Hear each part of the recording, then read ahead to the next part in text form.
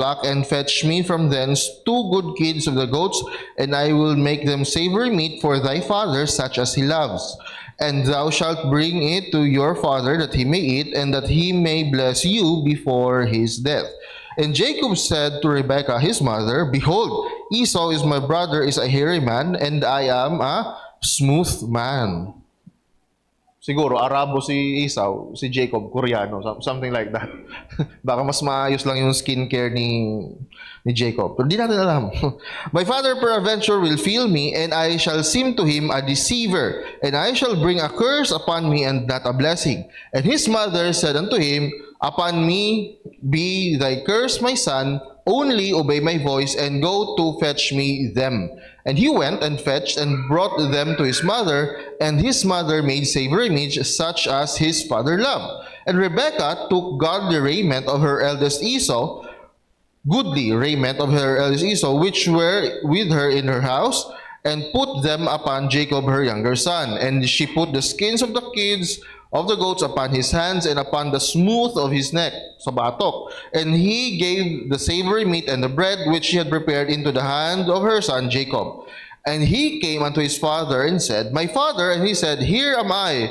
Who art thou, my son? And Jacob said unto his father, I am Esau. Okay. Thy firstborn. I have done according as thou badest me. Arise, I pray, sit and eat of my venison, and that thy soul may bless me. And Isaac said unto his son, How is it that thou hast found it so quickly? Nagduda na siya. Because ang expectation in game hunting is that it will take you several days bago ka makapag-hunt ng iyong prey. Pero nagtaka si Jacob, ala, napakabilis niya naman. So dito pa lang may duda na si Isaac. Ang rason pa ni Jacob, tingnan nyo, itong mga rason ng mga religious people pag nag-justify ng kanilang mga kamalian. Kinonfront mo, tapos ang sasabihin nila ganito. Because the Lord thy God brought it to me. Wow.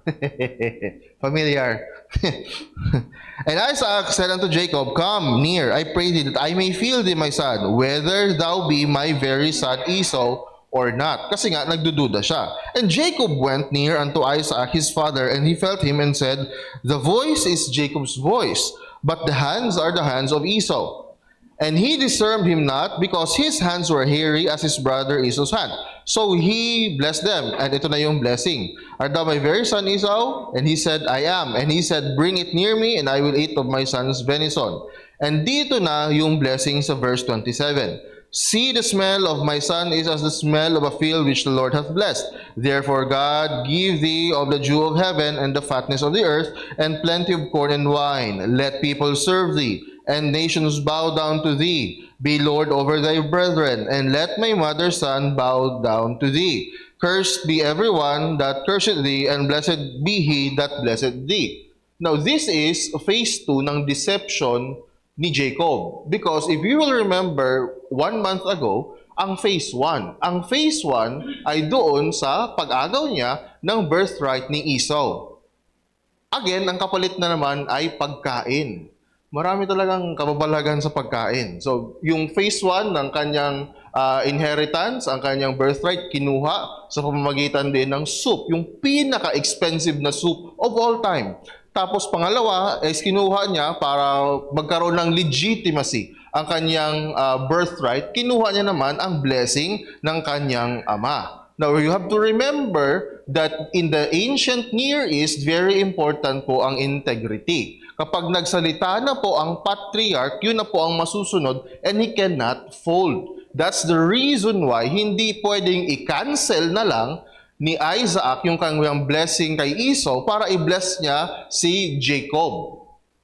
So, kumbaga, this is the importance of integrity. Once you have given your word, you will have to follow it through. And this is known to Rachel and to Jacob, kaya nila diniceive si Esau para makuha nila yung legitimacy galing doon sa blessing ni Isaac papunta kay Esau.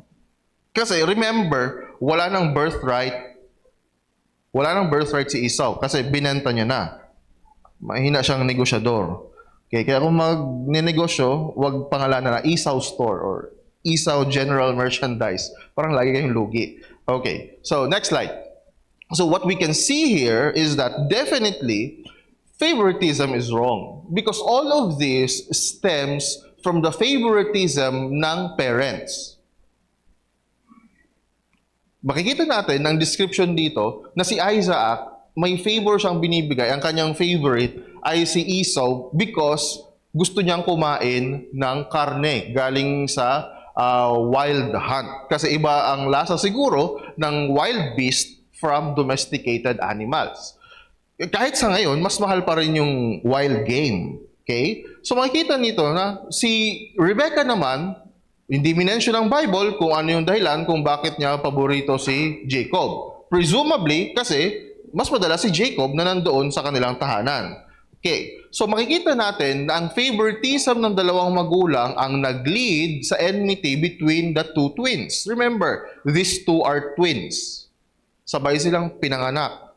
So, imbis na close sila dahil twin sila, nagkaroon tuloy ng enmity between the two. And this is something that parents, especially Christian parents, should acknowledge. Dahil po, kanya-kanya tayong preferences. Aminin man ninyo sa hindi, may preferred kayong anak. Whether or not you show it to them, whether or not maramdaman nila yon, is something in your control. Pero yung magkaroon kayo ng preference nyo yun eh. Siguro mas paborito mo si ganito kasi mas mabait siya. Siguro mas paborito mo si ganito kasi mas adventurous siya. Siguro mas paborito mo to kasi kamukha mo. Ito kamukha ng asawa mo. Galit ka sa asawa mo, galit ka dun sa kamukha niyang anak. There are various reasons for favoritism. But there is one reason kung bakit kailangan nating i-control at i-suppress yung ating mga preferences para hindi po lumabas yung favoritism. And this is not only true when it comes to parents, this is also true pagdating po sa atin sa loob ng simbahan. Di ba? Masayang makipagkamay sa alam mong naligo. Di ko sinasabing may hindi dito naliligo, pero sinasabi ko lang, masaya makipagkamay sa well-dressed na tao, sa alam mong mabango, sa alam mong malinis. But in the church, winawarningan po tayo ni Apostle James that we should shy away from this partiality because the Lord hates partiality. Kaya po, pag magkakamay-kamay tayo mamaya, we see it to a point na makayamayan natin lahat. At kung hindi man kayo makamayan, huwag naman kayo maging sensitibo. Baka naman eksama ano yung loob. Baka hindi lang talaga kayo naabot. Iba rin kasi, yung nakipagkamay ka, iniwasan ka, chismis. Sana wala pong ganon. Dahil mali po ang partiality. Mali siya sa parenthood, mali siya sa loob ng simbahan. Clear? Proceed. Proceed po tayo sa ating next. Okay. Next slide. So, na-answer ko na partially ito. Ang tanong is, bakit hindi na lang i-bless parehas? Kasi nasabi ko na kanina na nabigay na ni Isaac at hindi niya na yon basta-basta pwedeng bawiin. But that's from the human perspective. Remember that there is a divine perspective in all of this. Because God's purposes will always prevail over our desires. Kasi sa chapter 25 pa lang, pakapanganak pa lang, ay habang nagbubuntis pa lang si Rebecca, ano nang sabi ng Panginoon kay Isaac at kay Rebecca? In your womb are two nations, and the elder shall serve the younger. This is a prophecy. This is the divine design. Ito yung purpose ng Panginoon at hindi ito mababali. At makikita natin that in God's divine omnipotence and providence ay ginagamit niya kahit ang mga makasalanan, kahit ang ating mga pagkakasala, kahit ang ating mga deception to accomplish His purpose. And this is something very difficult to swallow kasi dito napapasok ang mga discussions on whether or not God is the author of evil and God is an omnipotent, maleficent being dahil gumagawa siya ng mga masama para ma-accomplish ang purpose niya. But this could never be further from the truth. God is not associated with sin. Hindi po nagkakasala ang Panginoon. God does not use hindi po kinukos ng Panginoon na tayo ay magkasala. But despite of our sinfulness, na-accomplish ang purpose ng Panginoon. Yan po ang ating pakatatandaan. Okay. So again, God is not using deception. Hindi po sanctioned ng Panginoon ang pagsisinungaling. Hindi po natin pwedeng sabihin na basta para sa glory ng Lord, para, kung mag-glorify naman ng Lord, kahit magsinungaling tayo ng konti lang. And this is true, especially for preachers, Bible students. Remember this, never ever use scripture na hindi naman related sa giving para sa giving. Kung nandun ako, nakaupo habang kayo ay nagpipreach, ganun lang ako. You know something's wrong. Huwag nating gagamitin na excuse ang mga nakikita natin sa mga biblical characters para po i-justify ang ating mga mali. The end will never justify the means. Kung ano man po ang purpose natin, hindi po yun na-justify kung ang ating ginagawa ay mali na. Nagsinungaling lang naman ako para kay Lord. Yan. Hindi ko lang naman minention yung context para rin kay Lord. Wow. Dangerous game. Okay. Next. So, ngayon, tumakas na si Jacob. Pinaalis na siya ni Rebecca kasi alam niyang galit na galit si Esau. So, pumunta siya doon, pabalik. Sinend niya si Jacob pabalik kung saan siya nanggaling, sa Padan Aram. So, where is Haran? Along Juliab River, inside present-day Turkey, near the border of Iraq, 24 miles southeast of the Turkish city Urfa, and 60 miles north of the Euphrates River. Kung asan yan ngayon, exactly ngayon. It is the main road that ran from Nineveh to Carchemish. Ang name na Haran simply means highway, road, or caravan. So, Haran is a busy route. Ito ay busy na highway kung saan dumadaan ang commerce and trade. Okay, the word Haran is in Akkadian. Okay, next. I-review natin yung family tree ni Abraham so far. So, galing sila kay Eber hanggang kay Terah. Tapos si Terah, ang anak niya ay si Abraham. At si Abraham, kapatid niya si Haran. At yan na makikita po natin na galing kay Haran ay grandchild niya si Rebecca. At si Rebecca ay napangasawa ni Isaac. Taas po natin ng konti. At makikita natin na si Isaac at si Rebecca ay nagkaroon ng anak na si Esau at si Jacob. At makikita natin yung 12 patriarchs of the tribes of Israel plus si Dinah. Okay. At least may isang daughter si Dinah because pwedeng may hindi na mention. Na-mention lang naman si Dinah because of an episode of rape. Okay. So, but that's not our topic for today. Okay. So, makikita natin na isa sa mga inayawan ni Rebecca kay Esau ay dahil siya ay nag-marry ng dalawang Philistine. Nung nagkaroon sila ng falling away ni Jacob, hindi ko alam, out of pagrebelde or baka gusto niya lang talaga, kumuha pa siya ng pangatlo niyang asawa. At sa lahat, ang kinuha niya pang asawa ay isang Ishmaelite. If you will remember, si Ishmael ay kapatid ni Isaac at siya ay anak ni Hagar, the concubine na bondservant ni Abraham at hindi siya kay Abraham. Bondservant siya specifically ni Sarah. Okay. So, basahin po natin. In 28, in Genesis chapter 28, verse 10 to 17. And Jacob went out from Beersheba and went toward Haran. And he lighted up upon a certain place and tarried there all night because the sun was set.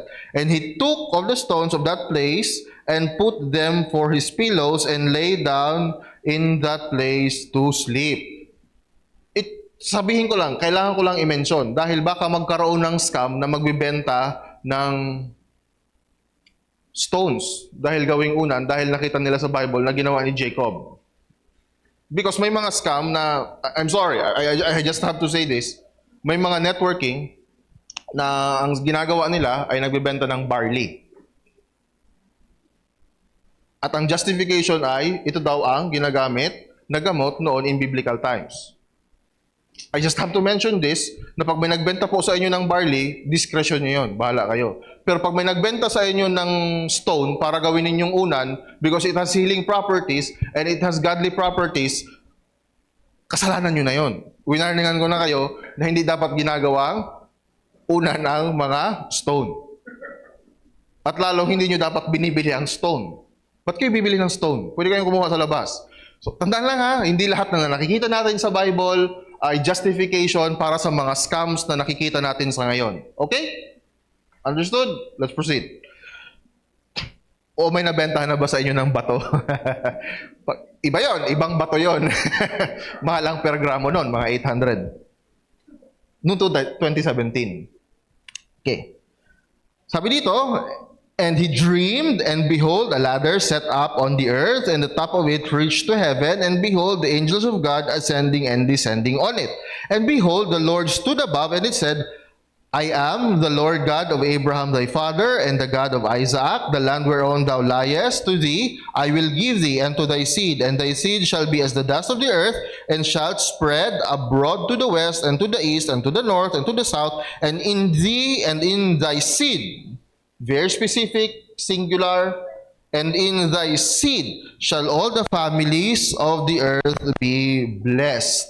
Because again, this is a messianic prophecy. This is referring to Jesus Christ, through whom all the peoples of the world shall be blessed. So, pinangalanan ni Jacob ang lugar na ito na Bethel. Okay.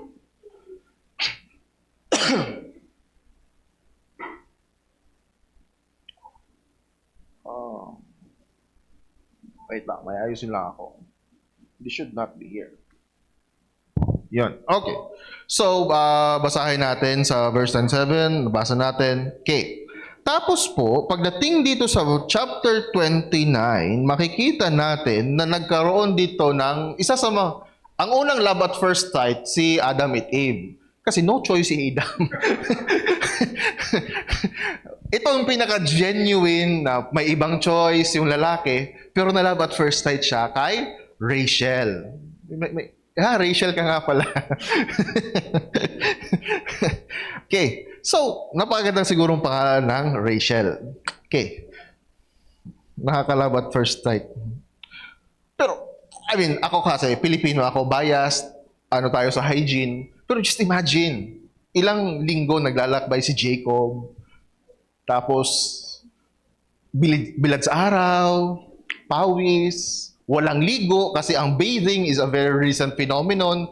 Noong 17th century lang siya. Remember, kahit mga hari ng England, mababaho, kaya ang dami nilang perfume. Can you just imagine? Ano yung amoy ni Jacob? Kasi pagdating dito, hinalikan niya si Rachel in verse number 11. Again, hindi po ito normative practice sa mga kalalakihan na pag may nagustuhan po kayong babae, i-kiss nyo na lang bigla. This is a practice describing ancient Near East custom dahil sila ay magkamag-anak. So ang greeting nila most likely is kissing with each other. Okay. Hindi ito normative practice. Wag na wag yung tutularan, boys. Okay? And Jacob kissed Rachel and lifted up his voice and wept. Can you just imagine, sa perspective ni Rachel, sino to? Hindi ko takila. Kinis ako, tapos ang baho-baho niya. Hindi to something very romantic na tagpo. This is very casual in nature. Pero, iyak nang iyak si Jacob kasi nahanap niya na yung gusto niyang mahanap na lugar. Tapos, hinanap niya. Okay. In verse 16 to 18, basahan natin. And Laban said unto Jacob, because thou art my brother, technically, pamangkin, shouldest thou therefore serve me for naught? Tell me, what shall thy wages be? And Laban had 2 daughters. The name of the elder was Leah, and the name of the younger was Rachel.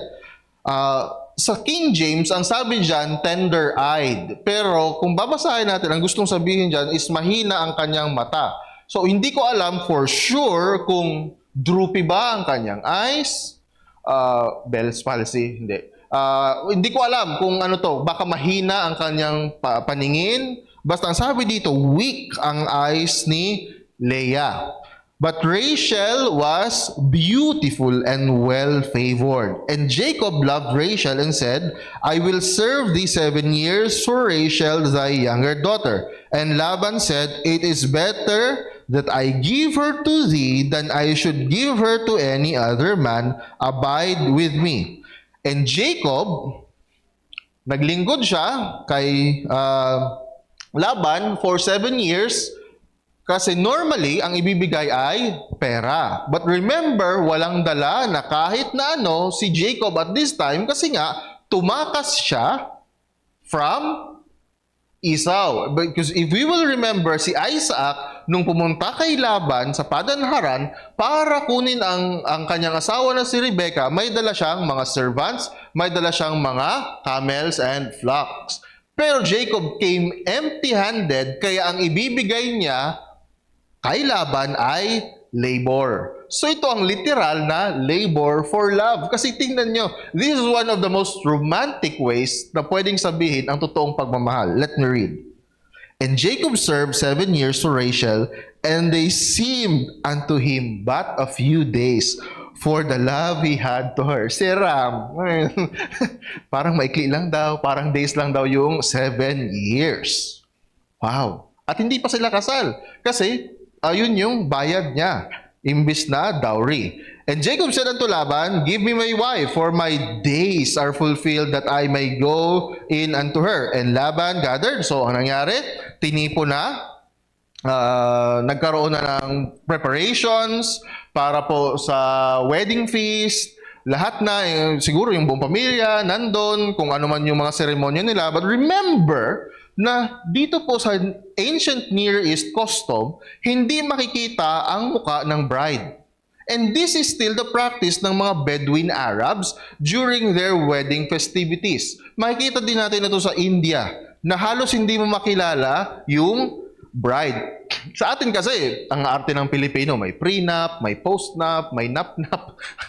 Pag kinakasal, ang daming tsetche-buretche. Sila, hindi nga nila makita yung muka ng pinapakasalan nila. Again, hindi ako against the prenup. Kung may bala kayo mag-prenup, support ko yan. Tulungan ko pa kayo kung saan ang venue. I have nothing against it. Sinasabi ko lang. Ito hindi niya nakita. Okay? So, nakasal na sila. Siguro may seremonya. Di ko alam kung ano. Hindi natin alam kung ano yung seremonya. Nakasal na sila. And when it was time for the couple to consummate the marriage, alam niyo na kung ano yun nangyari. Yung ginagawa ng mga mag-asawa. Ano nangyari? Doon nangyari sa kanila, hindi niya pa rin nakilala. Shocker. Kinaumagahan, siguro nagmumog si Leah.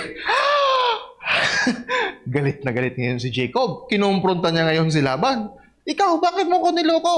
Bakit si Leah ang binigay niyo? Hindi ko yan type. Kasi pangit ang mata niya. Si Rachel ang gusto ko. Bakit sila? Sabi naman ni Laban, ganito. Ganito kasi yan. Dito sa amin, bawal ikasal yung younger bago yung nakakatanda. Pero sana, wala na tayong tradisyon na gano'n ng mga Baptist. Pag 30 plus na ako, aragom na ako, please. Please. Di na maghalat-halat na. Di pa ngayon nakagom si ate. Di pa ngayon nakaasawa si kuya. Halatong ko muna siya. Pag nasa edad na kayo, punta na kayo sa tamang tao, at sinundan nyo naman ang tamang proseso, go and multiply. Huwag na yung, di pa kasi nakakasawa si ate. Kayo naman mga magulang, huwag nyo namang pigilan. Duratunong ka, 27 ka pa sana. Si ate mo, 32 na day pa nag-aagom. Halata na muna si ate mo. Sana naman walang ganun sa Baptist, okay? Siguro, Katoliko, ganun. Tayo hindi. Okay, so, sabi ni Laban, teka lang, ibibigay ko sa'yo si Rachel. Pero, you will have to spend the week. Ano yung week? Traditionally, sa kanila, sa lugar nila, ang mga wedding ceremonies would normally last 1 week. Sa Pilipinas, 3 days. Sayod, so mismong kasal, tapos kinaagahan na irinuman. 3 days yan. So at least, magpapakasal ka sa bundok ng Pilipinas, tulong urig ang bubulong.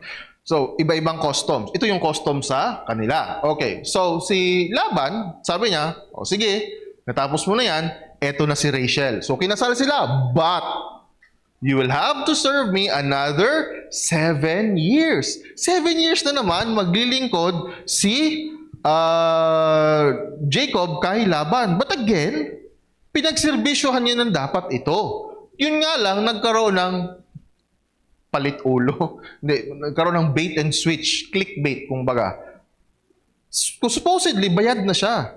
But he had to serve another 7 years. So kung makikita natin sa terminology ng mga tagalabas, ang tawag dito sa nangyari kay Jacob, karma. Pero hindi po. Ang tawag dito, consequence. Consequence ito ng kanyang ginawa. Remember that all things that we do ay mayroon pong consequence. The consequence may be immediate, the consequence may be intermediate, or the consequences may be far away from the future, but remember that the consequences of our action will always get us. Wala pong makakatakas sa consequence ng ating mga action. Okay.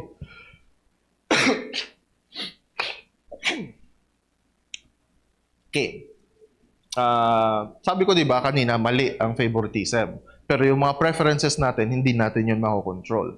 Makikita natin dito sa next slide na makita natin na kung ano yung favoritism ni Rebecca as towards Isaac, as towards Jacob instead of Esau, yun din ang ipapakitang behavior ni Jacob papunta kay Rachel. To be fair, may rason naman siya. Kasi hindi nga naman yun ang pinagtrabahuan niya. But legally, ang asawa niya ay parehas silang dalawa. Okay. Next slide, please. So, makikita natin that Jacob favors Rachel over Leah. Kasi nga naman, ito talaga yung mahal niya, ito talaga yung pinagtrabahuan niya ng first 7 years kung hindi siya naloko. So, sabi ng Panginoon, teka lang, parang agrabyado dito si Leah. So, in verse 31, makikita natin, chapter 29, verse 31.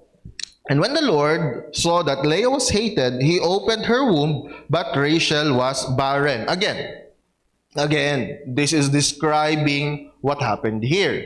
This is not describing what is applicable for us today. Hindi po lahat ng barren may kasalanan sa Panginoon. Hindi po lahat ng mayroong deformity pag pinanganak may kasalanan ng magulang o yung batang may deformity. Kasi tatandaan po natin yung kwento ng blind man. Na ang sabi ng mga apostoles, ganito ang kanilang framework. Siguro may diferensya yan, tamay sala ang magurang niya. Pero ang sabi ng Panginoon, not because of the infirmities ng kanyang magulang, not because of this person, but that the glory of the Lord may be made manifest. Kaya wag nating iisipin na, kaya siguro yan arogaan ta, bla bla bla bla bla bla bla bla. Wag po nating isipin yan ha. Okay. So, di po tayo. Ngayon, nagkaroon ng seemingly contest kung sino ang pinakamaraming maibibigay na anak kay Jacob. Kaya nagkaroon dito ng pagkakataon na even yung mga bond servants nilang babae, binibigay nila to be concubines of Jacob para maka one up. Kasi, teka lang. Can we go to slide 165, please? Thank you. 2 slides from there. Yan. So makikita natin dito, nilagyan ko ng summary. Yan. Sino yung nanay? Ano yung pangalan ng anak? So ang firstborn, si Reuben. Parang, si asan? O, kita mo, ako may anak, ikaw wala. Parang, really? Ganon ginagawa ninyong magkapatid? Okay? Tapos si Simeon, one who hears, kasi napakinggan ng Panginoon ang kanyang mga hinaing. Si Levi means attached, si Judah means praise. Tapos, ibinigay na ngayon, pagdating kay Bilha, si Bilha ay ang bondservant ni Rachel, binigay ni Laban. So yan, binigay niya as surrogate parent para kung ano man yung makonceive ni Bilha through Jacob is as if na-conceive yon ni Rachel mismo. Okay, so hanggang sa nakaabot tayo kay Zilpha naman kasi nag-close na yung womb ni Leah for a time. So pinadala niya si Zilpha to be the concubine of Jacob para maging surrogate mother then in her behalf. And then after, binuksan ulit ng Panginoon ang womb ni Leah at nagkaroon ng dalawa pang anak, si Issachar at si Zebulun. And finally, nanganak si Rachel mismo at ang pangalan ng kanyang dalawang anak ay Joseph and Benjamin. And we will notice na doon po sa passage kung kailan tinapon si Joseph into slavery, makikita natin that one of the reasons is because ang dalawang yan, anak na bunso ay anak ni Rachel. So again, yung favoritism na nagmula doon kay Rebecca reaps its consequences even as far as 3 generations below pagdating kay Joseph at kay Benjamin. But again, even though may kasalanan sila sa favoritism, even though pinagkanulo si Joseph ng kanyang mga kapatid, God accomplished His purpose even through our deceptions.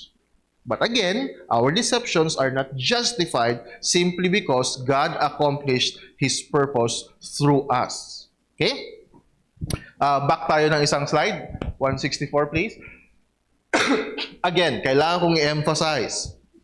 Ang mga nakikita natin dito na practices ay describe pero hindi po prescribe. Ito po ay dinescribe lang pero hindi po sinasabing ito ang ating gawin. Ang sinasabi ng Panginoon, ito ang nangyari. Hindi ibig sabihin na gawin mo ito kasi ito ang tama. This is not an endorsement of polygamy. Kasi makikita natin that God hates polygamous marriages. Pero nag-accomplish ng Panginoon ng kanyang purpose even despite of the polygamy of Jacob and Abraham and si Isaac loyal. Okay. So, also, more importantly, this is more relevant to us that God is not endorsing surrogacy.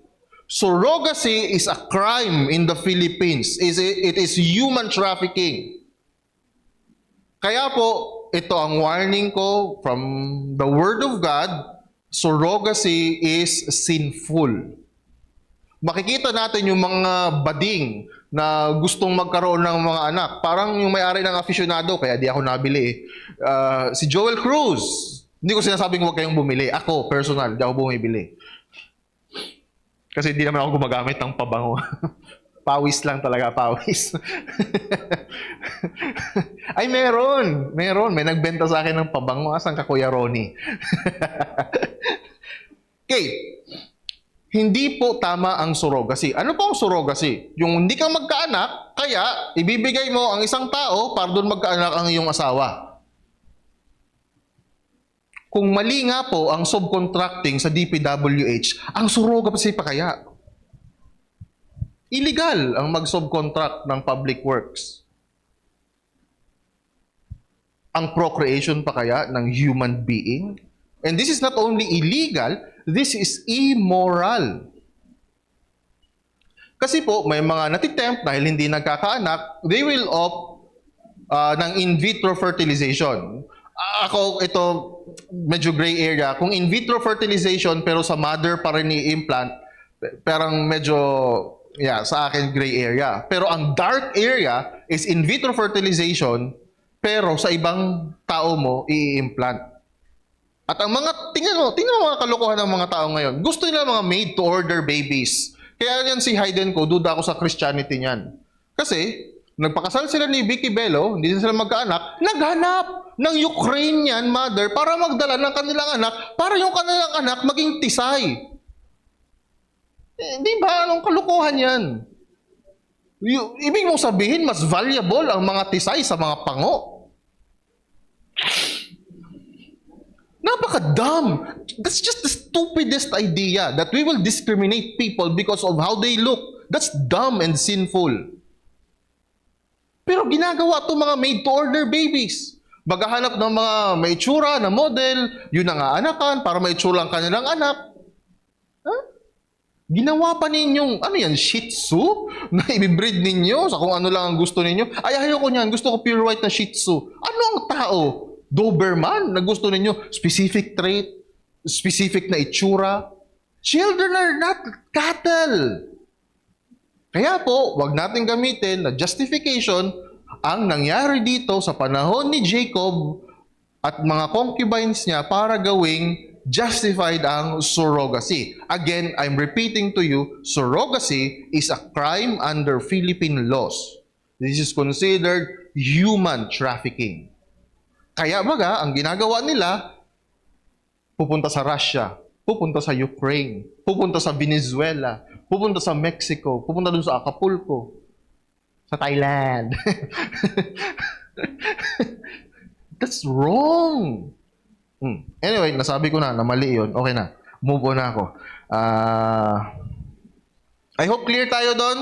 May violent reaction. Good. Wala. Good. Okay. So, makita po natin dito in chapter 30, verse 25 to 36 na nag-negotiate na si Jacob at kay Laban. Bakit? Kasi po, walang mamanahin si Jacob, si Leah, si Rachel, at ang kanilang at least 13 na anak galing kay Laban. Why? Because remember, si Jacob ay hindi anak. Ano siya? Son-in-law. And sino ang heirs ni Laban? Yung kanyang sons. Yung kanyang mga anak na lalaki. Sa Pilipinas, hindi yun totoo. Sa Pilipinas, lahat ng anak, kahit mga anak sa labas, pangit naman yung anak sa labas. Parang kasalanan ng bata. Hindi rin pwedeng sabihin illegitimate children. Kung may illegitimate, yung parents. Hindi naman kasalanan ng anak. Anyway, legally speaking, illegitimate and legitimate, lahat yan tagapagmana. Nagkakaiba lang sa hatian. Kalahati ng makukuha ng legitimate children, yun ang makukuha ng illegitimate children. Dito, sa kanila, zero. Either you will get something or you will not get anything at all. So dahil hindi naman heir si Jacob, wala siyang makukuha dahil hindi tagapagmana si Rachel at si Leah. So sabi ni Jacob, teka lang, parang ang tagal-tagal ko na dito. Yan, may accent si Jacob. 20 years na siyang nag-serve. So 14 years na siyang nag-serve pero wala siyang pagmamayari dahil he is there as a hired hand.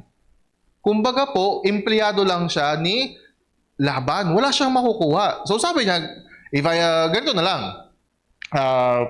Nag-negotiate siya na makikita natin sa next chapter. Pero ganito kasi yung conversation. Pinakita ni Jacob na ikaw, in-increase ka ni Lord dahil sa pagmamahal niya sa kay Abraham, kay Isaac at sa akin.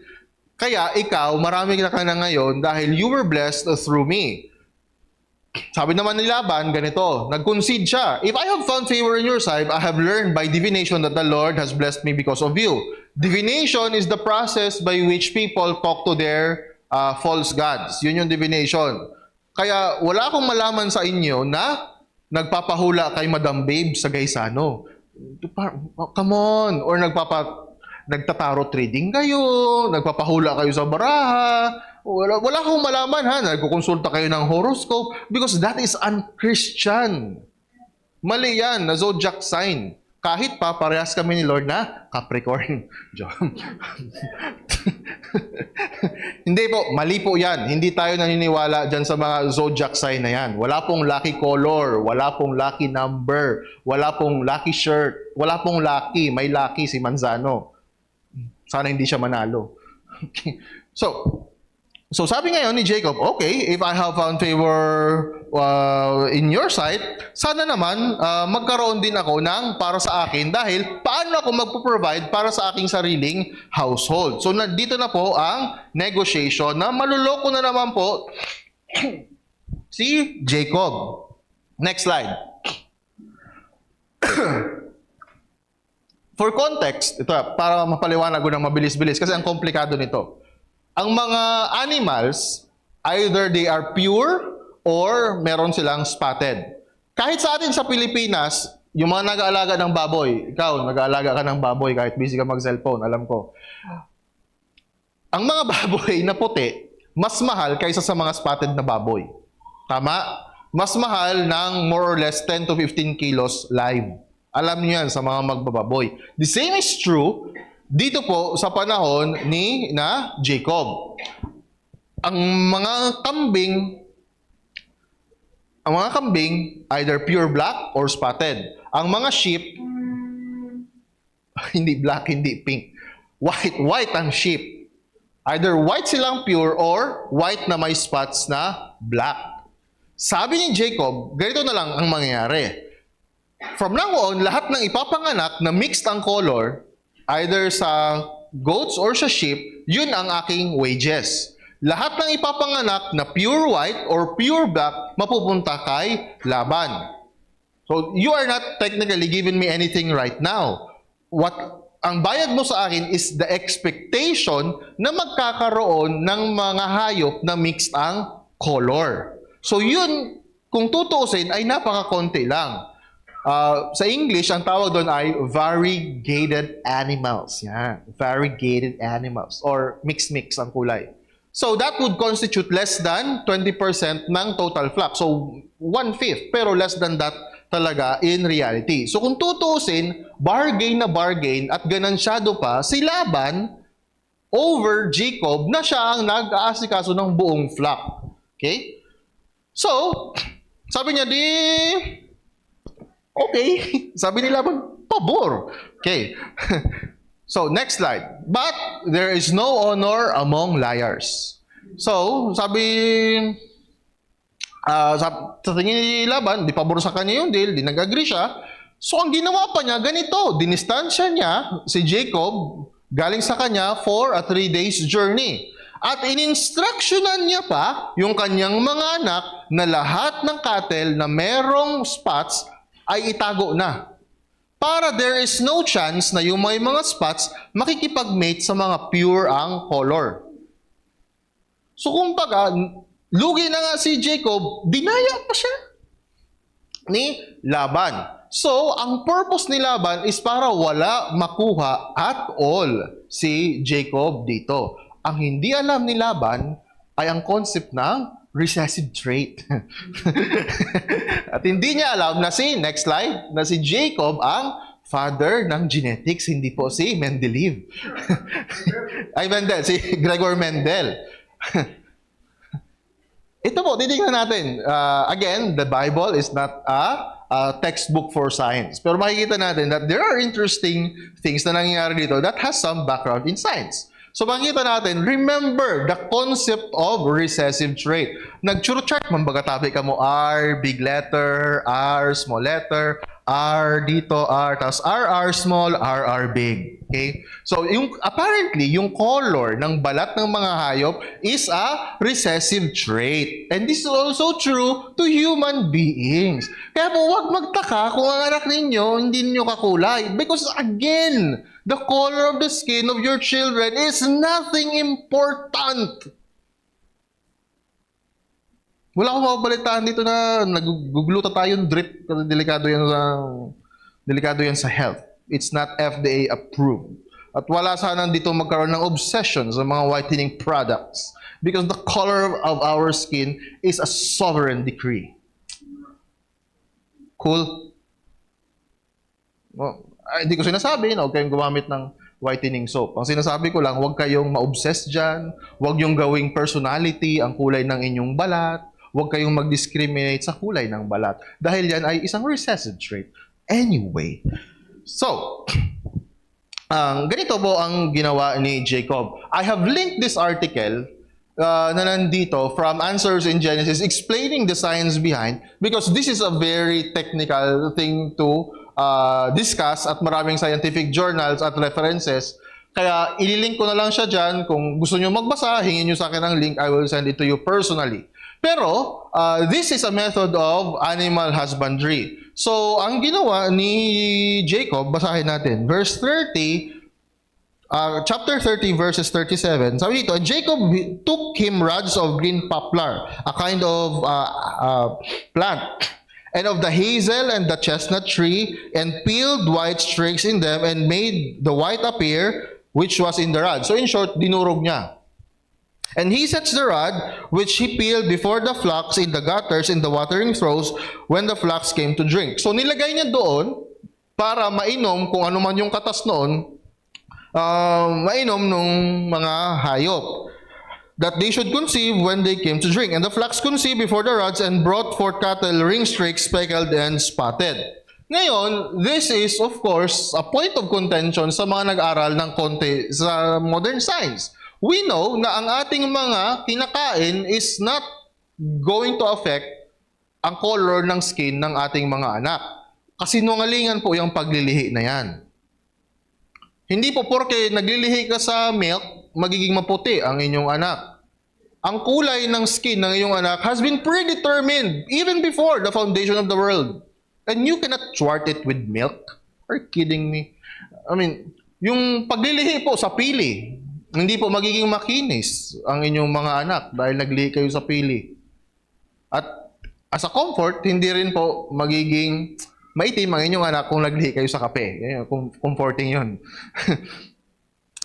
Again, the Bible is not a scientific textbook. Dinidescribe lang kung ano yung nangyari dito. There is an explanation here na TLDR, ang gusto lang naman sabihin is that because nung pinapainom ni Jacob dito sa mga hayop na ito, mas naging healthy yung mga flock na kanyang nire-raise to the point na healthy yung kanilang mga pinoproduce, to the point na ang mga pinoproduce nila ay yung mga magkakahalo ang mga kulay. Okay, so ang result is that nag-increase ang household ni Jacob, including flocks, dumami ng kanyang male servant and female servant, and ang kanilang mga camels, donkeys, sheep, and goats. Next slide. So, dahil, paano ba? Dahil nag-increase na si Jacob, nagkaroon na sila ng nagkakaroon na ng rift between yung mga anak ni Laban. Kasi natatakot na yung mga anak ni Laban na maging mas powerful si Jacob in their own land dahil binibless nga ni Lord yung kanyang household. Because of course, the Lord made a covenant with Abraham and Isaac and Jacob. So, in chapter 31, mababasa natin na ang Panginoon kinuman si Jacob na bumalik sa kanyang father's land, which is in Canaan. So, si Leah and si Rachel nag-express naman ng kanilang concern na parang bakit hindi tayo tinatrato ng mga anak ng ating magulang? Bakit tinatrato tayo as if we were foreigners? Because you will have to remember yung transaction na nangyari kung paano sila naging asawa ni Jacob. So, legally, a father is supposed to hold and use the bride price only for a time. Yung dowry na ibinibigay sa magulang ng babae, hindi yun niya gagastusin. Hindi yun totally sa kanya. He will keep it for a time na kapag bumukod na yung kanyang anak na babae at yung napangasawang lalaki, ibabalik yun papunta doon sa kanila para meron silang magagamit. That's the logic of the dowry. Pero remember na ang ibinayad ni Jacob kay Laban ay hindi material possessions. Ang ibinayad ni Jacob ay labor. May babalik ba ni Laban ang labor? Wala po. So, sa thinking ni Leah at ni Rachel, kailangan na nating umalis dito, galit na mga kapatid natin, kasi wala naman tayong future dito dahil wala naman tayong inaasahan na mana galing sa ating magulang. Because remember, wala pang concept ng insurance noon. Wala pang mana-mana. Ang concept lang, may lalaking magmamana, yung mga babae, wala. So, they have decided na bumalik na lang po papunta doon sa Canaan. Okay, next. So, next slide please. Last slide. So, ano naman ang ginawa ni Jacob? Si Jacob, na sinungaling, umiral na naman dito sa part na ito. Imbis na magpaalam siya ng matino kay Laban, ang ginawa niya, pinadistansya niya na sina Rachel at sina Leah at ang kanyang buong household Saka nalaman ni Laban. Nalaman niya later na, ilang araw after the fact. At kung bakit galit na galit si Laban is because si Rachel ninakaw yung mga Diyos-Diyosan ni Laban. Ang tawag doon, household gods. It's really ironic na nananakaw ang Diyos. Ninakaw mo ang Diyos ko. Ang Diyos ko na naglikha sa lahat. Ninakaw mo. What? Kaya makikita natin na yun ang problema kapag nag-worship tayo ng hindi true God. Because we depend on them, but in reality, those gods depend on us. Parang yung mga nasunog na Santo Niño, na makikita natin na lalagyan pa ng article, na, as if very pious and very religious, yung nangyari na dahil sa kanyang pagkamot sa Santo Niño, siya namatay sa kasulo, namatay siya sa sunog, pero buhay yung Santo Niño, praise the Lord. 1,000,000 statues of the Santo Niño will never equal the value of one human being. Pero anyway, basahin nyo na in your own private time kung paanong tinago ni Rachel. Kasi, this is very interesting. Dahil, summary na lang, hinawap ni Laban sa lahat ng caravan ni Jacob, kinapkapan lahat. Pero, si Rachel, tinago niya sa kanyang saya. At ang sabi niya kay Papa, Papa, igwa akong menstruation. Yan. Ang pakasabi kasi sa King James, napaka-polished, napaka-whitewashed. Because I am with the way of women. Menstruation. Ganun na lang, may nalaman kayong bagong terminology. Hindi ako makakasama sa outing because, you know, I am in the way of women. May bago na kayong excuse. You're welcome.